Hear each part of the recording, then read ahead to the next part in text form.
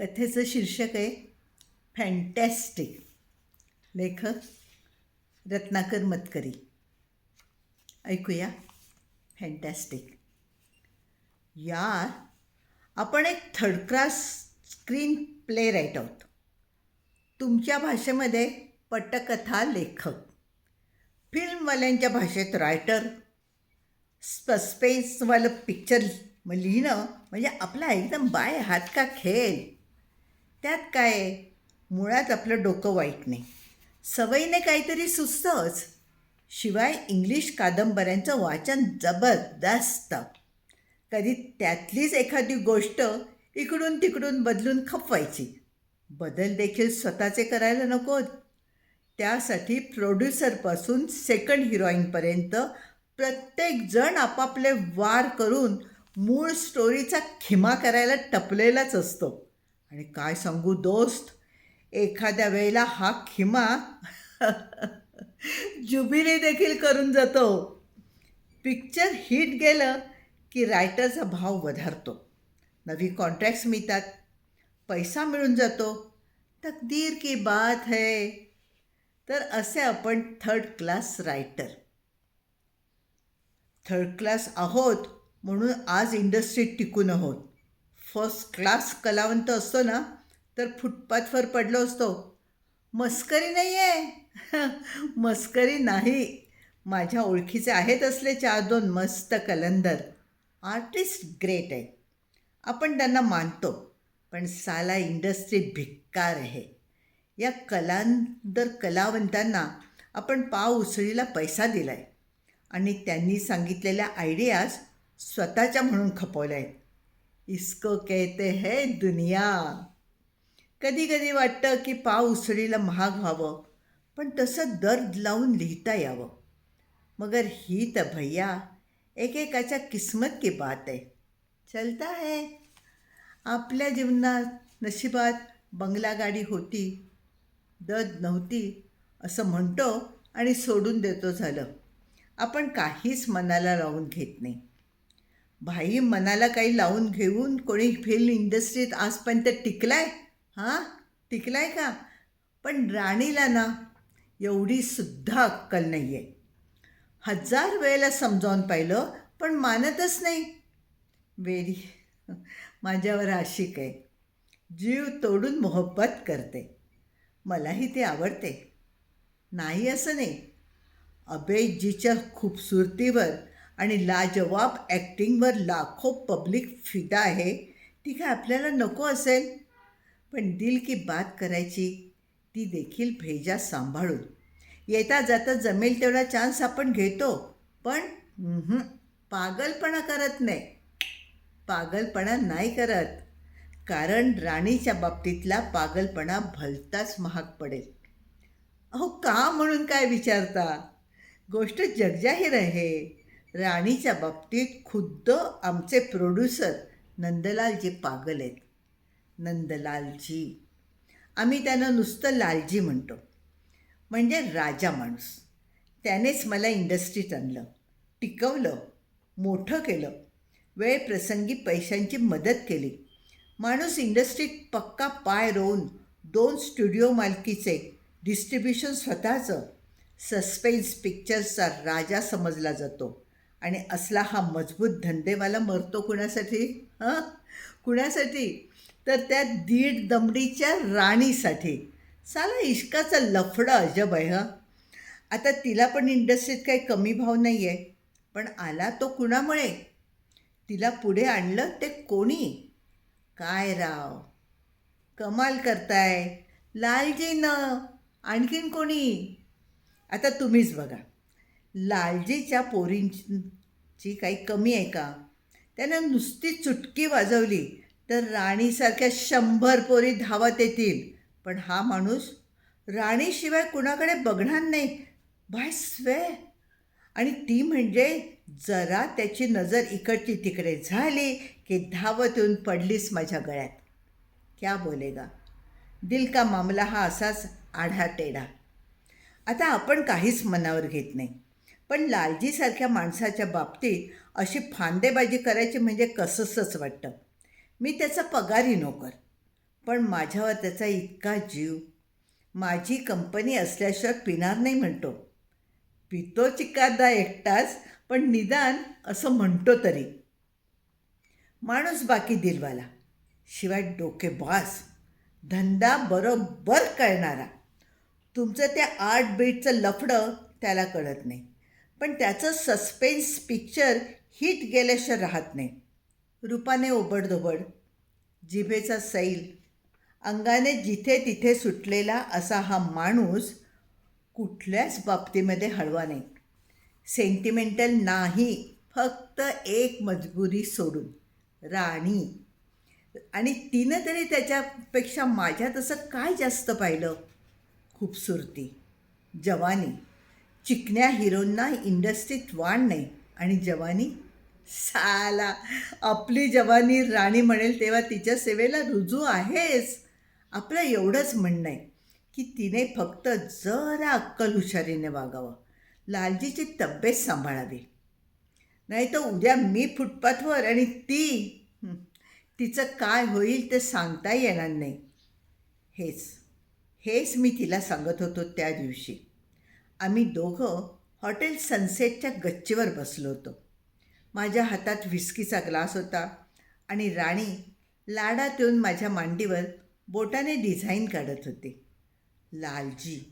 लालजी मला बिलकुल आवडत नाही तो माणूस. आय सिम्पली कांट स्टँड हिम. 4थीतून शाळा सोडून राणी सिनेमात आली, पण बोलताना मध्येच इंग्लिश जसे काही एकदम फॉरेन रिटर्न्ड. मी एकदा त्याला सांगून टाकणार आहे, तुझा माझा संबंध संपला. तुझा म्हणजे त्याचा, बरं का? असला मूर्खपणा करू नकोस. एकदा तुझं त्याचं वाजलं की दुसरा कोणीही प्रोड्युसर तुला उभी करणार नाही. अजून पुरं आयुष्य जायचं आहे तुझं.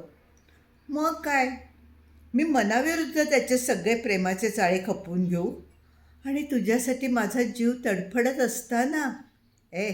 उगाच मी लिहितो तसले डायलॉग्स मारू नकोस हं. खोटं वाटतं तुला? डार्लिंग, तुला माझी काहीच का किंमत नाही?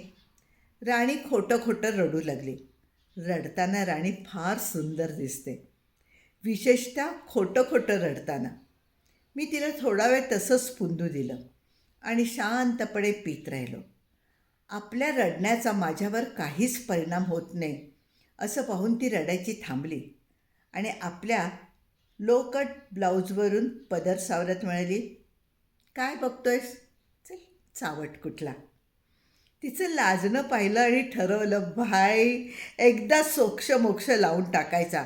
आपण की लालजी? आपण लग्नच करून टाकूया डार्लिंग. मग भानगडच नको. लग्न? आपण? अगं, असलं काही केलं तर लालजी जीव घेईल, माझा किंवा तुझा. एखाद्या वेळेला आपल्या दोघांचाही. आयडिया? मग डार्लिंग, आपण त्याचाच जीव घेतला तर? काय? माझ्या हातातला ग्लास पडता सावरला. Why don't we get rid of him? परदेशी भाषेत कुठलाही विचार भयंकर वाटत नाही. मी आजूबाजूला पाहिलं. सबंध टेरेसवर कोणीच नव्हतं. कोणी ऐकलं असण्याचा संभव नव्हता. सांग ना डार्लिंग, आपण लालजीचा मर्डर केला तर? एव्हाना व्हिस्की डोक्यात फिरू लागली होती. जे विचार सुचायला एरवी धैर्य झालं नसतं ते आता एकदम स्वच्छ दिसायला लागले. लालजीचा खून. आपल्या अन्नदात्याला मारून टाकायचं. सोन्याची अंडी देणाऱ्या कोंबडीची मान मुरगळायची. अर्थात आता मी काय किंवा राणी काय, लालजीवर तसे अवलंबून नव्हतो. दोघांनाही बाहेरच्या चिक्कार ऑफर्स येत होत्या. किंबहुना लालजीमुळेच आम्हाला त्या घेता येत नव्हत्या. एका परीने आम्ही त्याच्याकडे अडकून पडलो होतो. आम्हाला लालजीने वर आणलं म्हणून उपकाराच्या भावनेने आजवर मी असा विरोध कधी केलाच नव्हता. पण या इंडस्ट्रीत माणसाने जादा लॉयल असणं चांगलं नाही. उद्या 4 पिक्चर्स फ्लॉप गेले की व्हेअर विल लालजी बी? शिवाय हे राणीचं लफडं. आज ना उद्या लालजीला संशय आल्याशिवाय राहणार नाही. राणीचं वागणंच तसलं बेलगाम आहे. आणि मग जी बदनामी होईल त्याला लिमिट राहणार नाही. इंडस्ट्रीतला प्रत्येकजण छी थू करेल, धंदा मंदावेल. अहो, धंदा बसायला इथे कुठलंही कारण पुरतं. बाप तशी डेअरिंगची आहे, पण या डेअरिंगचं बक्षीस देखील तेवढंच मोठं आहे. राणीसारखं लुसलुशीत बक्षीस फुल टाईम आपल्या हातात, म्हणजे ते 3 लाखांची लॉटरी लागणंच की. आणि असं बघा राव, मर्द्यासारख्या मर्दाने लालजीला घाबरून किती दिवस मन मारायचं. तेव्हा लालजीचा खून करायचं असं आम्ही दोघांनी ताबडतोब ठरवून टाकलं. करारावर सही म्हणून राणीने मला तिथल्या तिथे रोख एक चुंबन दिलं.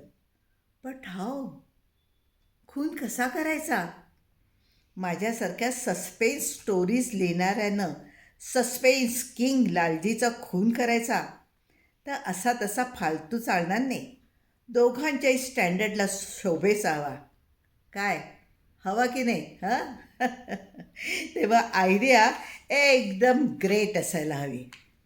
शिवाय एक गोष्ट निश्चित, काय वाटेल ते झालं तरी खुनाचा आळ आपल्यावर येता कामा नये. हो, कारण दुसऱ्या दिवशी आपण फाशी गेलो तर कुठली राणी आणि कुठली चैन. अहो, मग खून करायचाच कशाला? तेव्हा तो खून झालाच पाहिजे आणि आपले हातही एकदम स्वच्छ राहिले पाहिजेत, अगदी साबणाने धुतल्यासारखे. कुणाला काहीच सिद्ध करता आलं नाही पाहिजे. अगदी उद्या राणी उलटली तर तिला देखील.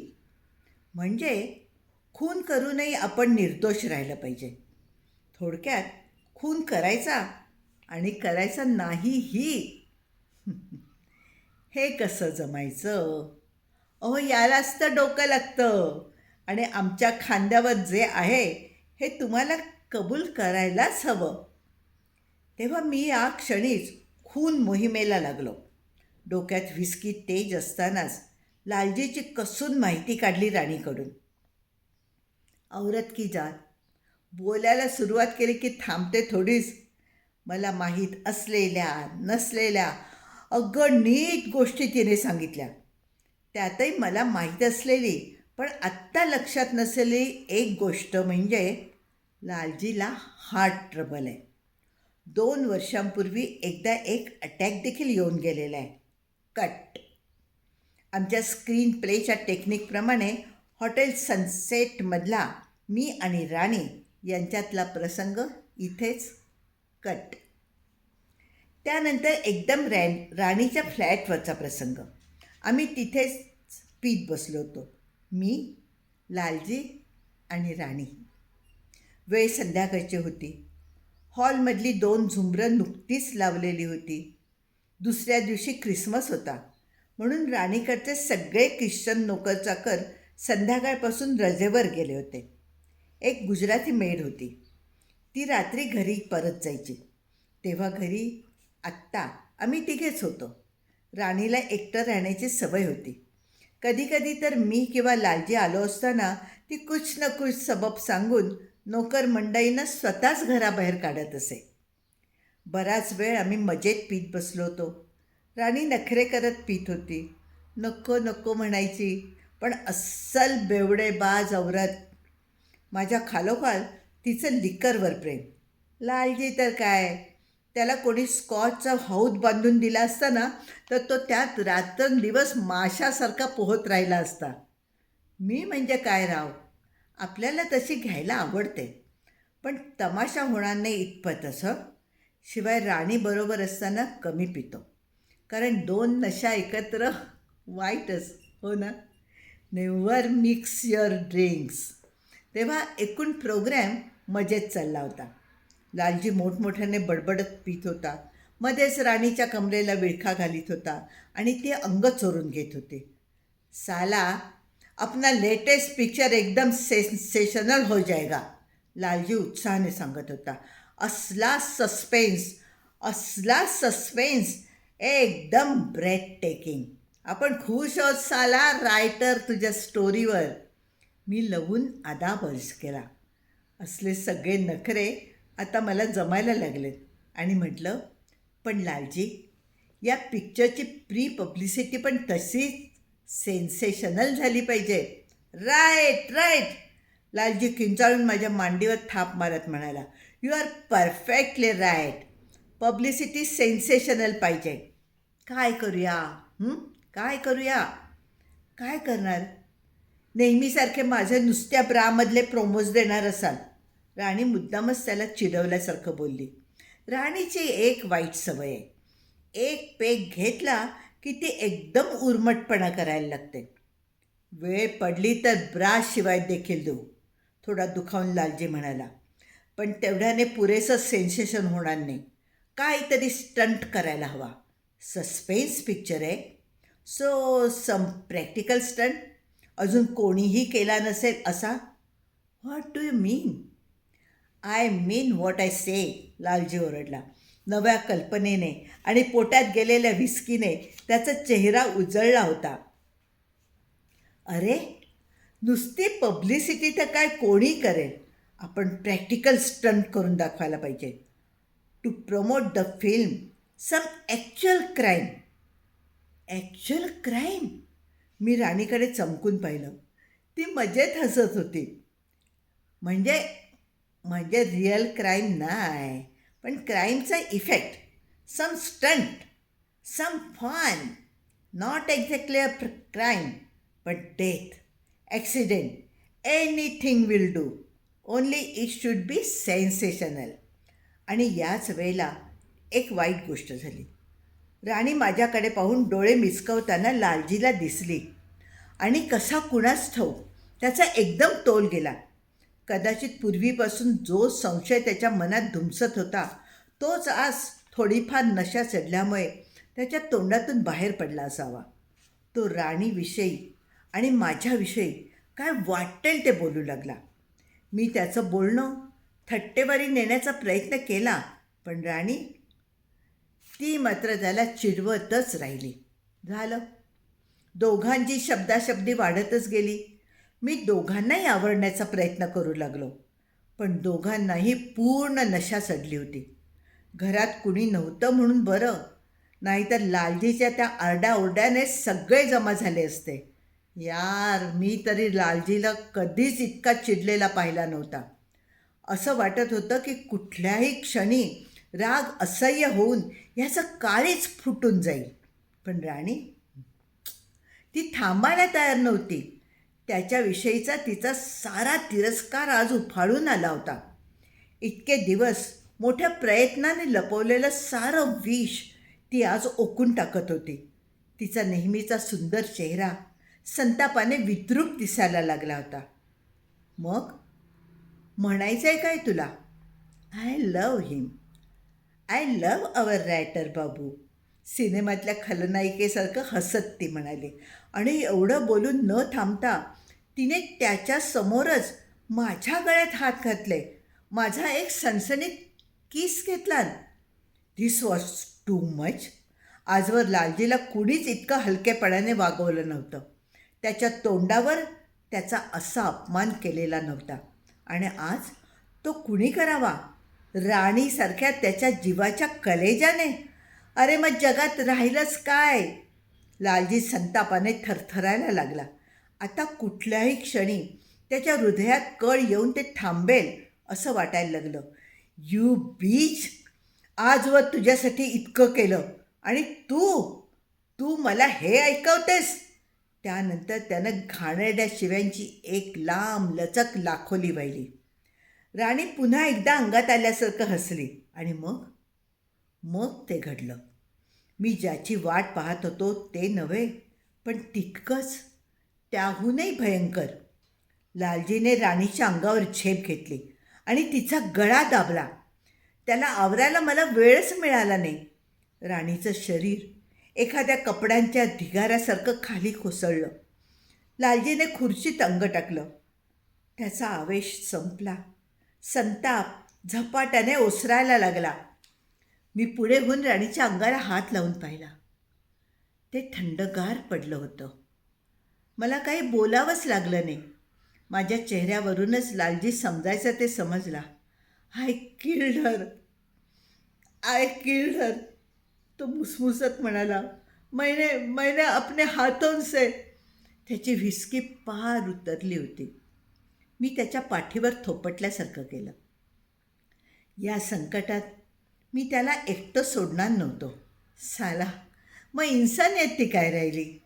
लालजी माझा जवळचा माणूस होता. राणी देखील जवळचीच होती, पण आता आता ती जिवंत नव्हती. तेव्हा लालजीला मरू द्यायचं कारण नव्हतं. उलट वाचवायचा प्रयत्न करायला हवा होता. प्लॅन कसा उलटा सुलटा झाला होता. जी आज जिवंत राहायला हवी होती ती मेली होती, आणि जो मरायला हवा होता तो जिवंत होता. राणीच्या मरणाचं मला दुःख झालं नाही असं नाही, पण ती वेळ दुःख करत बसण्याची नव्हती. लालजीच्या हातून मर्डर घडला होता. तो झाकता येईल तेवढा झाकायला हवा होता. मी बाटल्या कपाटात टाकल्या, ग्लासेस सिंकमध्ये ठेवून नळ चालू केला. निदान आमच्या पार्टीचा तरी या मर्डरशी संबंध जोडायला नको होता. आता राणीच्या गळ्यावर उठलेले लालजीच्या बोटांचे ते वळ, त्यांचं काहीच करता येण्यासारखं नव्हतं. राणीच्या शरीराला हातही न लावता मी तिला तसंच कार्पेटवर राहू दिलं. लालजीला उठवलं. एखाद्या लहान मुलासारखा तो मला बिलगला. मी स्विच ऑफ केला. झुंबर विझले. बिलकुल आवाज न करता आम्ही दोघे खाली आलो आणि गाडी चालू केली. मी तुझ्याबरोबर येतो. एकटं घरी झोपायची मला भीती वाटते, लालजी असहाय्यपणे म्हणाला. वेलकम, पण पहाटे मात्र घरी जा. काहीही नेहमीप्रमाणे त्याच्यापेक्षा वेगळं झालं तर लोकांना संशय येईल. मी त्याला समजावलं आणि घरी घेऊन आलो. उद्या पोलीस इन्क्वायरी सुरू झाली तर काय सांगायचं याची आम्ही दोघांनी बारकाईने उजळणी केली. अगदी लहान सहान डिटेलपर्यंत. म्हणजे आम्ही निघालो तेव्हा घड्याळात किती वाजले होते वगैरे इथपर्यंत. भैया, आपला सस्पेन्स रायटरचा भेजा इथे कामी आला. लालजीच्या त्या अवस्थेत त्याच्या डोक्यात कितपत शिरलं होतं कुणास ठाऊक, पण ठरवून ठेवणं आवश्यक होतं. पोलीस कधीही उठवायला आले असते. सारं बोलून झाल्यावर मी लालजीला त्याचा बेड दाखवला आणि झोपी गेलो. पहाटे मला लवकर जाग आली. मी लालजीला उठवलं. तो रात्रभर नीटसा झोपला नसावा. कसंबसं सगळं आवरलं आणि आम्ही बाहेर पडलो. फार गाजावाजा होऊ न देता लालजीला त्याच्या घरी पोहोचवायला हवं होतं. लालजीचा एक नोकर आउटहाऊसमध्ये झोपत असे. इतर नोकर रात्रीचे घरी जात. आम्ही आउटहाऊसमधल्या नोकराला उठवलं नाही. बंगल्याचा मुख्य दरवाजा लालजीकडच्या चावीने उघडला. मी त्याला बेडरूमपर्यंत पोहोचवलं. दार उघडून लालजीने बेडरूममध्ये पाऊल टाकलं. मात्र दोन्ही हात पसरून राणी हसत हसत समोर आली. एक दबलेली किंकाळी फोडून लालजी खाली कोसळला. इथे या हकीकतीचं मध्यंतर झालं. मी खाली वाकलो आणि लालजी जिवंत नसल्याची खात्री करून घेतली. लगेच डॉक्टरला फोन केला. अखेरीस आमचा प्लॅन यशस्वी झाला होता. मेलेली राणी जिवंत झालेली पाहताच त्या धक्क्याने त्याचं हृदय बंद पडलं होतं. मी राणीची पाठ थोपटली. आपण किती श्रेष्ठ दर्जाचा अभिनय करू शकतो हे तिला दाखवून दिलं. अर्थात हे केवळ सिनेमाच्या मरणाच्या अभिनयासारखं नव्हतं. इथे तिला मी मिळवून दिलेल्या गोळ्यांचाही उपयोग झाला होता. निदान काही तास माणूस मेल्यासारखा राहू शकेल अशा औषधाच्या त्या गोळ्या. माझ्या एका जवळच्या डॉक्टर मित्राने त्या मला मिळवून दिल्या होत्या. दुसऱ्या महायुद्धात शत्रूला चकवण्यासाठी हेर मंडई त्या वापरत असत म्हणे. पण पार्टीमध्ये त्या जवळ बाळगून लालजीच्या नकळत गिळण्याचं कौशल्य ते मात्र राणीचं स्वतःचं होतं. आणि नंतर लालजीच्या बंगल्याची स्वतःकडची चावी वापरून त्याच्या बेडरूममध्ये जाऊन बसण्याची आयडिया ती पण राणीचीच. एक प्लॅन मोठ्या हुशारीने पार पडला होता. एकमेकांचं कौतुक करत आम्ही एकमेकांना बऱ्याच वेळा मिठ्या मारल्या. आता राणीची मिठी नेहमी माझ्यासाठी, एकट्या माझ्यासाठी असणार होती. या कल्पनेने मला धन्य धन्य वाटलं. पण हे सगळं फार थोडा वेळ चाललं. मग डॉक्टर आले, पोलीस आले, इंडस्ट्रीतले लोक जमा झाले. एकच गोंधळ उडाला. लोकांसमोर राणीने अभिनयाची कमाल केली. पुन्हा पुन्हा लालजीच्या देहावर पडली काय, डोकं आपटून घेतलं काय, चार चार लोकांना न जुमानता अनावर झाली काय. हमने तो साला मान लिया राणी को. 3-4 तासात लालजीची प्रेतयात्रा निघाली. इंडस्ट्रीतले लहान थोर सारे प्रेतयात्रेला जॉईन झाले होते, अगदी टॉप स्टारपासून ते एक्स्ट्रापर्यंत. शिवाय प्रेस रिपोर्टर्स, स्टुडिओतले मजदूरसुद्धा. लालजीचं इंडस्ट्रीत किती वजन होतं आणि किती लोकांना त्याच्याविषयी मोहब्बत होती हे मला त्यावेळेस आणखीन एकदा जाणवलं. अशा माणसाचा आपण केवळ बाईच्या लफड्यात सापडून खून करावा यासाठी मला थोडं शरमल्यासारखं झालं. पण काय सांगू यार, झाला तो खून थोडाच होता. Accidents always happen. त्यातून त्याला एकदा हार्ट अटॅक येऊन गेलेला होता. ओव्हरस्ट्रेन, पिणं हे तर होतंच. आता या वयात सोसत नाही. बाकी असा माणूस पुन्हा होणार नाही. Heart of gold. मला तो मोठ्या भावाच्या ठिकाणी होता वगैरे झक्क मुलाखती मी रिपोर्टर्सना दिल्या. हळूहळू चंदनी लाकडाची चिता उभारली गेली. सगळे स्तब्ध झाले. लालजीचा मानलेला भाऊ म्हणून चितेला काडी लावायचं काम माझ्याकडे होतं.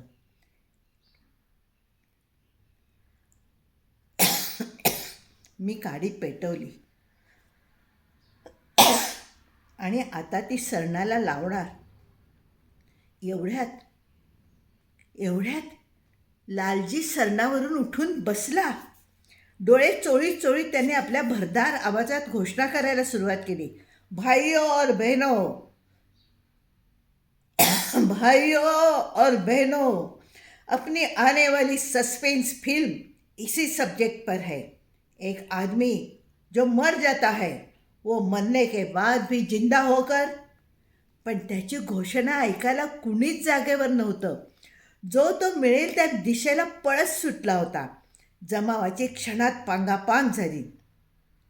मी देखील कसंबसं राणीला खेचलं आणि तिचा दंड धरून गाडीत बसलो. राणी भयंकर घाबरली होती. मी कार शक्य तेवढी फास्ट चालवित होतो. आम्ही दोघंही एकमेकांशी बोलण्याच्या मनस्थितीत नव्हतो, पण डोकं चालतच होतं. शेवटी मी राणीला म्हटलं, आपण थांबायला हवं होतं त्याच्यासाठी. कुणासाठी? राणीने भीत विचारलं. लालजीसाठी. राणीने शहारल्यासारखं केलं. बिचारायला कुणीच लीक दिली नसेल. Are you serious? अगं असं काय करतेस? आपल्यासारखीच लालजीलाही त्या गोळ्यांची माहिती असणार हे उघड आहे. त्या गोळ्या घेऊन तो 3-4 तास मेल्यासारखा राहिला असणार आणि नंतर शुद्धीवर आला असेल. पण आपल्या पिक्चरची अनाऊन्समेंट करायला नाट्यपूर्ण क्षणाची वाट पाहत राहिला असेल. मी काडी पेटवताच उठून बसला. असला काहीतरी स्टंट करायचं त्याच्या डोक्यात होतंच. राणीची भीती कमी झाली, तरी ती एकटी घरी जायला तयार होईना. मी तिला घरी घेऊन गेलो. आज आम्हा दोघांनाही मनावरचा ताण घालवण्यासाठी बिछाण्यावर आरामशीर पडून राहण्याची जरूर होती. मी बेडरूमचा दरवाजा लावून घेतला. खिडक्यांचे तलम फुलांचे पडदेसुद्धा खाली सोडले. ब्रँडीचा एक छोटा पेक राणीला पाजला. अंगात गरमी खेळायला लागेपर्यंत स्वतःही ढोसली. राणीनं मला गच्च मिठी मारली. कालपासून सगळ्या विचित्र प्रकारांनी आम्ही दोघेही थकून गेलो होतो. काही क्षण आम्ही अक्षरही न बोलता एकमेकांच्या मिठीत तसेच निश्चल बसून राहिलो. मग राणीला हलकेच बिछाण्यात ठेवलं आणि शर्टची बटणं सोडू लागणार. इतक्यात राणी किंचाळून उठून बसली. बिछाण्यात आणखीन कुणीतरी होतं. जे काय होतं त्याच्या डोक्यापर्यंत पांढरी शुभ्र चादर होती, आत्ताच पाहिलेल्या प्रेतासारखी. हळूहळू ती चादर खाली होत होती. तिच्या खालचा लालजीचा ओबडधोबड चेहरा दिसायला लागला होता. तुला वाटतं तसा मी जिवंत नाही आहे रायटर. लालजीचा आवाज दूरवरून आल्यासारखा येत होता. पण मी परत आलो. 2 गोष्टीत माझा जीव अडकलाय, आपलं पिक्चर आणि राणी. पिक्चरची अनाऊन्समेंट मी मगाशीच केली. आता या असल्या फॅन्टॅस्टिक पब्लिसिटीनं ते हिट गेल्याशिवाय राहत नाही. आणि राणी, मी यानंतर नेहमीच तिच्याबरोबर असेन रायटर. आणि तुझ्याबरोबरही. तुम्ही दोघांनी माझा खून केला. आता मी तुम्हाला सोडणार नाही. सोडणार नाही, मुळीच सोडणार नाही. पांढऱ्या चादरीत गुंडाळलेला तो काळा कभिन्न चेहरा आम्हा दोघांच्या दिशेने येऊ लागला. मी राणीची किंकाळी ऐकली आणि मग माझ्या डोळ्यांसमोर काळोख पसरला. काय राव, आहे की नाही फॅन्टॅस्टिक स्टोरी? कोण म्हणतं आम्हा सिनेमावाल्यांना ओरिजिनल स्टोरीज सुचत नाहीत म्हणून? आता उद्याच ही गोष्ट लालजीच्या कानावर घालतो आणि त्याचा खिमा कसा करायचा हे त्याला अगदी बरोबर माहिती आहे.